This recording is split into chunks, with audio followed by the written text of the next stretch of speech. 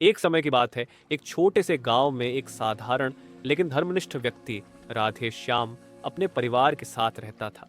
राधे श्याम का जीवन सदाचार, ईमानदारी और दया पर आधारित था। वह हर समय दूसरों की सहायता करता और हर किसी के प्रति अच्छा व्यवहार रखता था। गांव के लोग उसे बहुत मानते थे। एक दिन राधे श्याम की तबीयत अचानक खराब हो गई। गांव के डॉक्टरों ने उसे हर संभव चिकित्सा दी, लेकिन उसकी हालत बिगड़ती गई। एक रात जब पूरा गांव सो रहा था, राधे श्याम ने अंतिम सांस ली। उसके परिवार पर दुख का पहाड़ टूट पड़ा। उसकी पत्नी, सीता और बच्चों ने उसे खोने का गहरा दुख महसूस किया। जब राधे श्याम की आत्मा शरीर से बाहर निकली, तो उसे अपने जीवन के सभी क्षण याद आने लगे। उसके अच्छे कर्म, जैसे कि गरीबों की सहायता करना, मंदिर में दान देना और दूसरों के प्रति दया दिखाना, एक एक करके उसकी आंखों के सामने आने लगे। लेकिन इस बीच उसे कुछ छोटे मोटे बुरे कर्म भी याद आए, जैसे कि कभी कभी गुस्से में आकर उसने कुछ कठोर शब्द कहे थे। तभी यमदूत राधे श्याम के पास पहुंचे। उनका रूप बड़ा ही गंभीर और भयावह था। उन्होंने राधे श्याम से कहा, आत्मा, तुम्हारा समय आ गया है, तुम्हें हमारे साथ चलना होगा। राधे श्याम ने डरते हुए पूछा, क्या मेरे कर्मों का फल मुझे मिलेगा? यमदूत ने कहा, हाँ, तुम्हारी आत्मा को अब यमलोक में जाना होगा, जहां तुम्हारे पाप और पुण्य का पूरा हिसाब होगा। राधे श्याम ने यमदूतों का अनुसरण किया। यात्रा के दौरान उसने अपने जीवन के सभी अच्छे कर्मों के फलों की उम्मीद की। यमलोक पहुंचने पर वहां एक बड़ा लेखाकार था, जो उसके सभी कर्मों का लेखा जोखा रखता था। यमराज ने उसे अपने पास बुलाया और कहा, राधे श्याम, तुमने अपने जीवन में बहुत अच्छे कर्म किए हैं। यमराज ने उसकी पुण्य के कामों की सूची पढ़ी।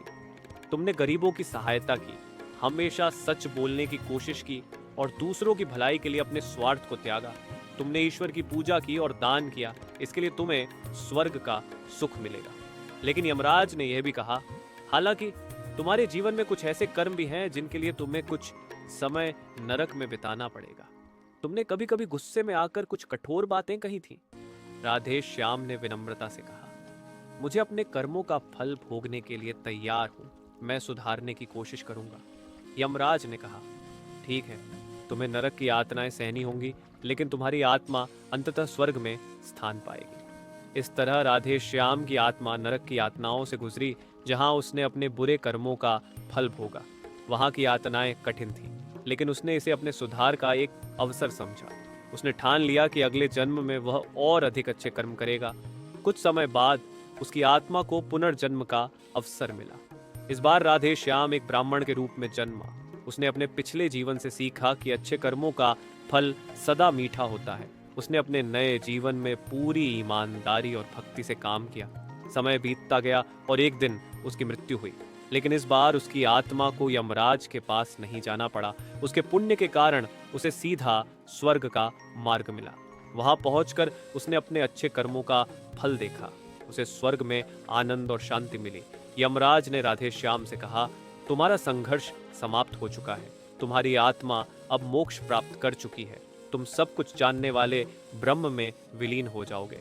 राधे श्याम ने अत्यंत खुशी के साथ कहा, धन्यवाद हे यमराज, मैं समझ गया हूँ कि जीवन में क्या महत्वपूर्ण है। अब मैं अपने अच्छे कर्मों की पूर्ति करूंगा। इस प्रकार राधे श्याम की आत्मा ने मोक्ष प्राप्त किया। उसकी यात्रा ने उसे सिखाया कि मृत्यु केवल एक परिवर्तन है, ये एक नई शुरुआत का संकेत है। गरुड़ पुराण की इस कहानी से हमें यह सीख मिलती है कि अच्छे कर्मों का फल हमेशा मीठा होता है और आत्मा की यात्रा निरंतर चलती रहती है। तो दोस्तों, ये थी राधे श्याम की कहानी, जो हमें यह सिखाती है कि जीवन में जो भी कर्म हम करते हैं, उनका फल हमें मिलकर रहता है। हमें अपने कर्मों पर ध्यान देना चाहिए और सच्चे दिल से अच्छे काम करने चाहिए, ताकि हमारी आत्मा को शांति और मोक्ष प्राप्त हो सके।